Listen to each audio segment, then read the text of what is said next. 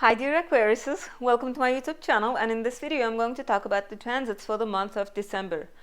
The last month of 2023 should be relatively peaceful because we don't have any eclipses this year in December, and it's been a month and a half since we had the last eclipse, so that means all the dust from the eclipses has settled by now, and we should have relative stability until next March because that's when we'll have the next eclipse.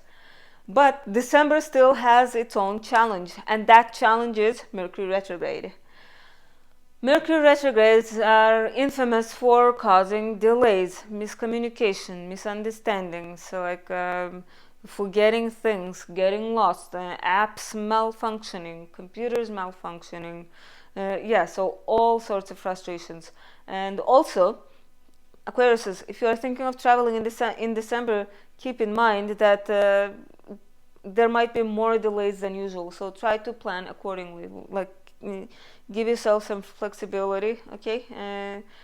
Because when Mercury is retrograde, there seem to be a lot of flight delays. Yeah, and December usually is a time when a lot of people travel to visit their families, but this year, because of this Mercury retrograde, it might be extra hectic, okay? And another thing is, dear Aquariuses, if you are thinking of buying some electronics as a gift for Christmas, try to make sure that you either keep the receipt or make sure there is a way for you to either return it or exchange it later on. Because when we buy electronics during Mercury retrograde, those things tend to either malfunction or not last as long as they're supposed to. And but overall, though, Mercury retrograde is actually a great opportunity for us to go back and redo something, to fix our mistake. Okay, it's a great chance for us to do something right and to fix our wrongs. Yeah, and there was this English musician, and he had this music video in the early 2000s where he's on a date with a girl, right, and he kind of messes up and spills a drink, his wine glass, on his girlfriend, and she gets mad, they fight, and they break up. And then he feels bad, he regrets that, and he somehow makes the time stop, makes the reality pause, and he goes back in time to where he was about to spill that glass of wine, but he stops that, and he makes up with he kisses his girl, and they're together, and so they're happy. So they move on as if nothing happened. So think of Mercury retrograde in that way as well. Obviously, you won't be able to stop the reality and go back in time. We wish we could, but metaphorically speaking, you will be given opportunity to go back and fix something. Okay. And what else? The majority of this retrograde, well, no, wait. I'm recording this late at night, so I'm a bit sleepy. So Mercury will be in Capricorn until February 5th, okay, 2024. And that's almost 2 months. Normally, Mercury sprints through signs in just 18 days, less than 3 weeks. But this time it will spend nearly 2 months in Capricorn and a couple of weeks in Sagittarius. But we'll get to that. So now let's start by talking about the outer planets. Okay, so Pluto has been in Capricorn for 15 years now, creeping in your house of subconscious, making your subconscious weird, transforming your subconscious for the past 15 years. And next month it's going to enter your sign. Aquarius, time for empowerment. Pluto, yes, it will remove things that are not needed in your life anymore, in your personality. But if you cooperate with it, Pluto will empower you, transform you. Okay? And so that should be exciting. And Pluto will be in your sign for 20 years. Get ready, Aquarius. So in December, the last few weeks of Pluto in Capricorn, enjoy it. And what else? I mean it in a cheeky way. I'm not trying to scare you guys. After Pluto in Capricorn, we have Neptune in Pisces. Neptune has been in your second house for 10 years now, a whole decade. And it will be in there for 2 more years. So when we have Neptune in Pisces, Neptune rules Pisces, so it's a very strong aspect. So and second house is our values, our finances. So it's positive to experience the ruling planet of your second house in its own house. So your self-esteem must have been like strong, and what else? And also probably you've been very sacrificial with your finances. Aquarius normally are very sacrificial because your second house, your money, is in Pisces, a very sacrificial sign. That's why a lot of Aquariuses are humanitarians, because you like giving away what you have. So in the past 10 years, that probably has been more pronounced than usual. And the thing is, a lot of Aquariuses, even though you are an Aquarius, a lot of you still have planets in Pisces. Some of you have your Mercury in Pisces. Some of you have your Venus in Pisces. So if you have one of those planets in the late degrees of Pisces, then it means you are experiencing a conjunction of transiting Neptune to your Venus or to your Mercury. Okay, and so that can make, if it's conjunct your Venus, that can make your love life a bit I don't know, over idealistic. Maybe you are wearing like rose tinted glasses and ignoring all the red flags in your partner, only trying to see the good in your partner, or there might be a lot of confusion or dissolution around your romances. Okay, but please remember that this is temporary. This is temporary. Neptune is going to leave Pisces in a couple of years, and it will leave alone your Venus or Mercury. And so after Neptune in Pisces, we have Uranus in Taurus, your ruling planet.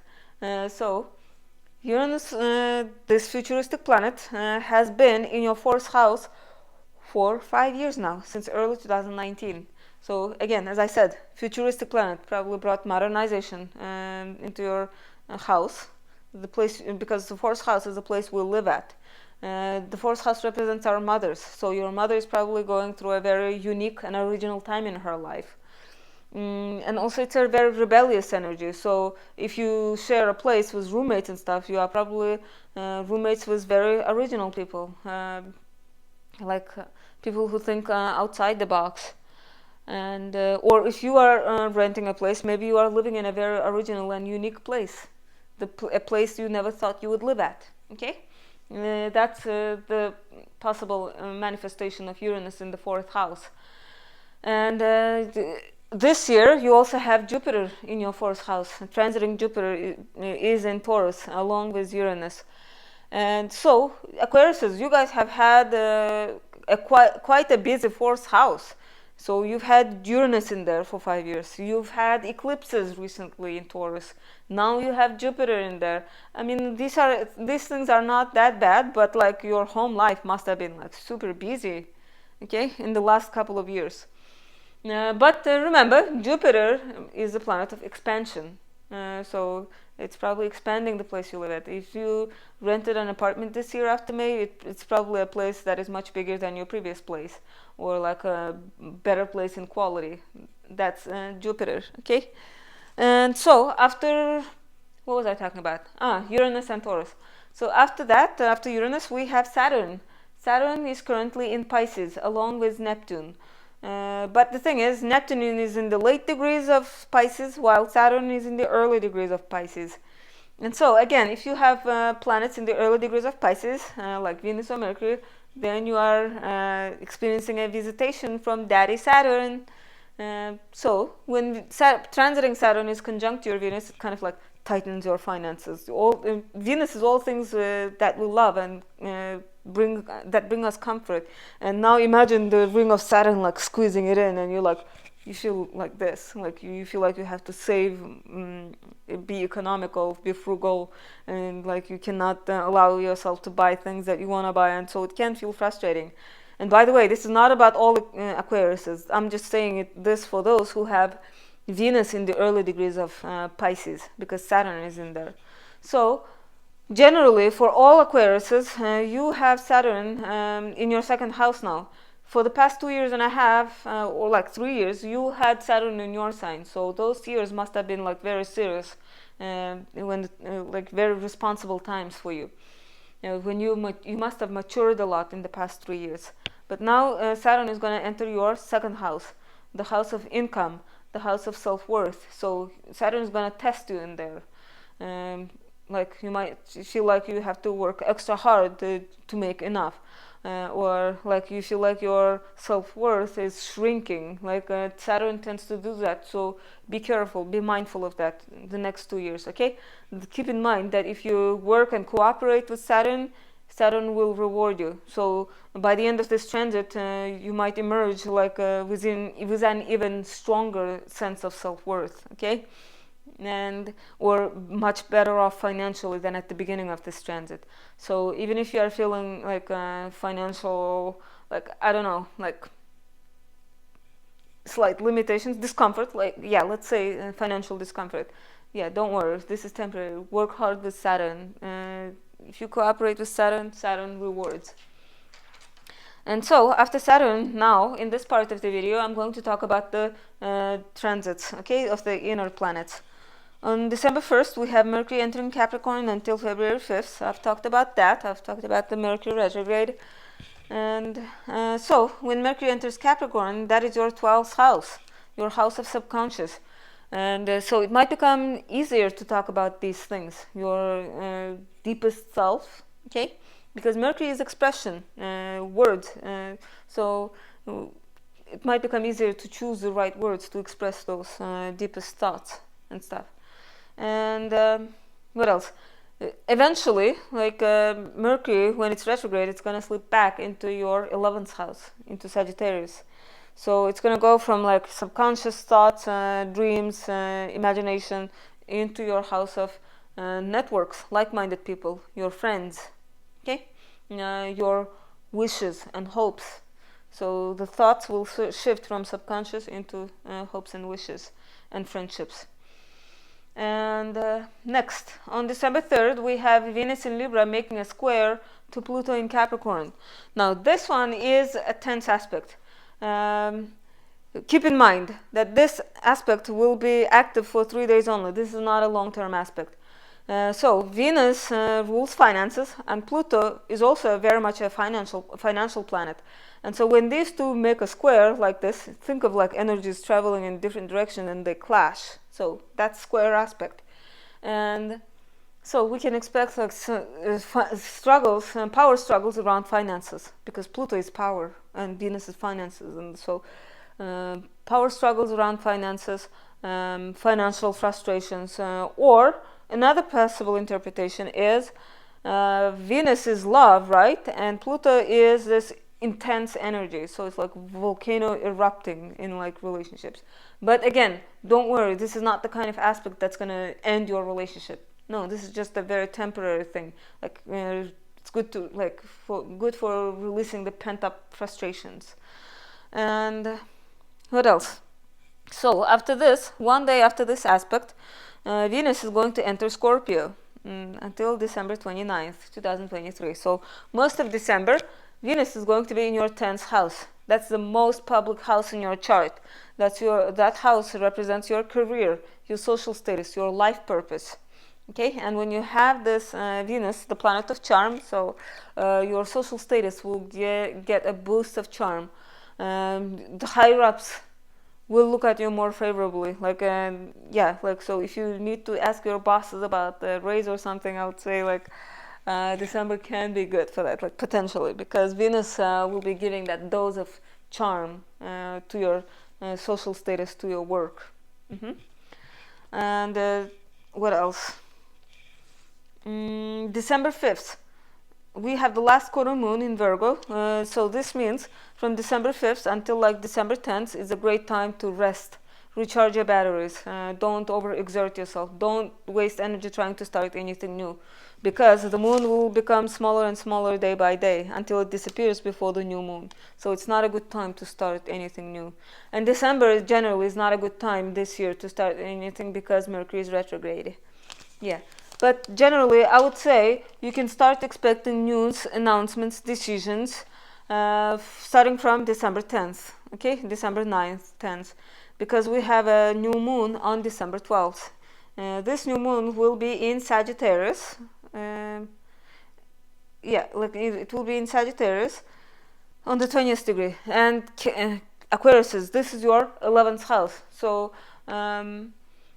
something new regarding your friendships, networks, hopes and wishes, like-minded people, technology, something new regarding one of those.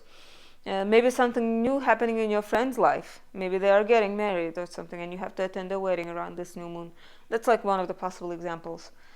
And next, so after this new moon, we have Mercury stationing retrograde one day after the new moon on the 8th degree of Capricorn. So it will start in your 12th house and enter your 11th house later on. I've already mentioned this.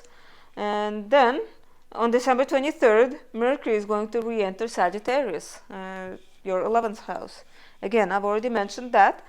And then on December 26th, we have a full moon in Cancer, on the 4th degree of Cancer. And Aquarius, that is your 6th house. So 6th house and 12th house will be illuminated by the luminaries. So the sun will be in your 12th house and the moon will be in your 6th house. So it's about work, rest, balance, like work-life balance, they say, but like it's between like resting and working, like finding the balance between those two. And since full moon is happening in your 6th house, so full moon is the time of culmination, illumination, clarity, achievement. Okay, so those things regarding your work, co-workers, pets, health, and your routine. Okay, so some sort of culmination, illumination, achievement regarding your work life or your health or your pets. Excuse me.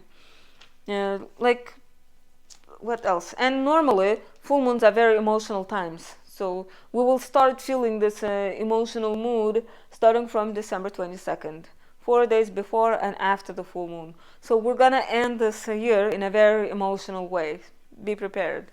And be patient with yourself and with others. If you feel like you're being overly moody or emotional or sensitive at the end of the year, blame the full moon. And on December 29th, Venus is going to enter Sagittarius until January 23rd. So that is your 11th house. So from work stuff, and now the planet of charm and beauty are going to enter your 11th house. So friendships, it will be fun to go out with friends in January, okay, starting from December 29th. And finally, on December 30th, we have Jupiter stationing direct on the 5th degree of Taurus. So if there have been any like slowdowns or stuff like in regards to your home life, now after at the end of this year, things will start moving forward. And when Jupiter starts moving forward, we tend to receive a dose of optimism. So yeah, like you will feel more optimistic about 4th house matters. And dear Aquariuses, I hope you enjoyed this video. I hope I wasn't being too slow, or I hope I didn't say too much like I tend to do that because English is not my native language. Okay, like what else? Thank you for watching. I hope you guys have a wonderful December.